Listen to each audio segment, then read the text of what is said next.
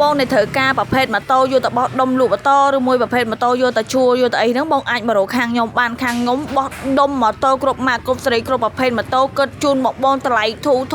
ដូចអតិថិជនចាស់ខ្ញុំរូបនេះអញ្ចឹងគាត់នៅខេត្តណាបងតែគាត់ទុកចិត្តខ្ញុំគាត់ទិញម្ដង6ទៅ7គ្រឿងបងឥឡូវនេះកំពុងរៀបចំប្រភេទអសង្ឃប្រើបេន